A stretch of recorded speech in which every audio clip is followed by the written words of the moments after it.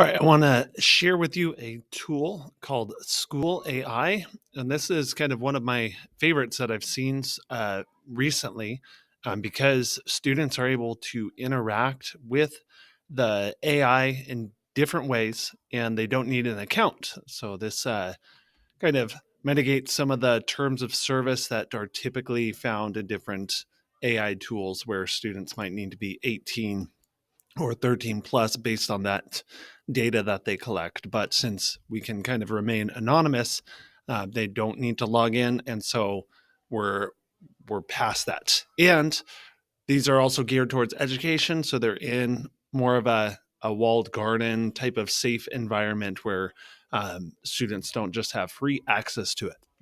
So in SchoolAI, you create these things called spaces. Now there's a lot of different things you can do here. I'm just going to go to the Discover tab right here, and there's something here called a sidekick, and this is where you can kind of give your students access to a chat assistant.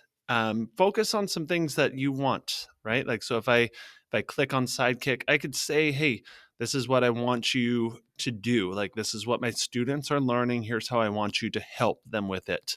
And this is kind of geared towards assessing students, right? So um, they're kind of like within this walled garden. They can't just like ask, hey, give me all the answers, right? It's more for studying and assessing themselves. Some different things with bell ringers or exit tickets. Uh, some things that I really like are these different chatbots where you can do things with history or certain authors, or even talking about different topics right here. Or you can even go down here and kind of filter it by your subject. So if I go into literature, for example, I might have one of these novels that I teach in here, and the chatbot is going to be geared towards having a dialogue with students about this book. So they're kind of having a discussion right here. So I want to give you one example right here that I did on Great Gatsby, and I didn't give it a like any instructions. So for example, let's see, where are you? Great Gatsby, right here. So, for example, when I am starting this space, I can give it some options right here, and I could say, hey, this is kind of like what I want to focus on. I could say, hey, here's the grade level of my students. Maybe like here's where they live, right? So, if, for example, if your story is taking place in like the South, well, our students are from Central California, right? So we might not understand some of those things. So just kind of saying, hey, here's kind of where we're located. Maybe you can use analogies to help them understand some things.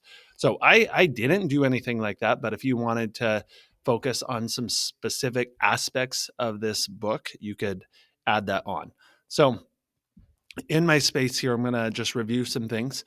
So I have this space right here I've created, and I can invite my students. I just give them this link, and they put it in, and they have to just fill in their name, right? So I just did this with Clyde McFakerson right here, and it just prompts them with something.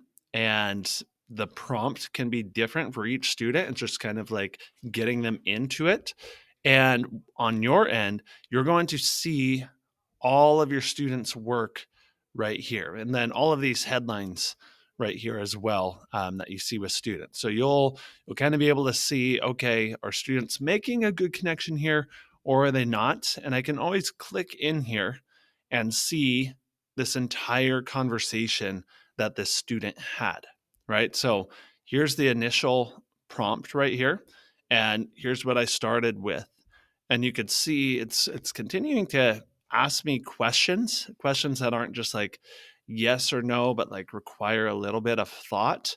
And then it continues to follow up on these and kind of probe me a bit more. So I think one thing that I learned from this is that we have these discussion type questions, but not everyone gets to answer, or not everyone needs to answer. And if everyone does answer, we can't follow up with everyone's answer. right? Like we can maybe follow up with one person's answer and create some questions based on that. But this really gives that whole ownership to the student of, hey, I got someone to talk to right here, and like they're asking me questions about this and follow-up questions. Like it's a pretty neat thing to kind of go through this, right? And yeah, you can see some of this, but you could ask students at the end, right? Maybe you give them 5 minutes or so, or 5 prompts or something like that. Maybe you limit it so that the chatbot is only going to do a few prompts before they end. You could have students kind of summarize, like, hey, what was a key connection that you made, or what was a great question that your bot asked you, that you had to really think about, or what was some good feedback that you got from your bot, anything like that. And then you open up this discussion of everyone's thoughts, right? So we get more participation right here. Now, certainly, you can even create your own, right? So like you can create your own space and you can put in your own title. You can kind of give it the prompt that you're working with, all sorts of stuff. So there's a lot of things that you can use in there. Just some other tools that are on here. There's some different things like all of the other tools have, right? Like creating some lesson plans, outlines, worksheets, quizzes, a variety of things like that. And then, of course, you kind of have a co-teacher here as well. So this is kind of chat GPT directed towards education, right? So it's made specifically for teachers in schools. It's available and it's fully FERPA compliant, all that stuff. So you could use this to kind of help get insight more so than chat gpt, right? Like, so there's lots of things right here that you could do as well. But my favorite thing that I've seen from this that I don't really see anywhere else is this, are these spaces. So I'd be very curious to see what this looks like in your classroom. uh, Maybe it's just an assistant to help in the writing process. Maybe you are doing something with a novel right here and you want to get some discussion going with students.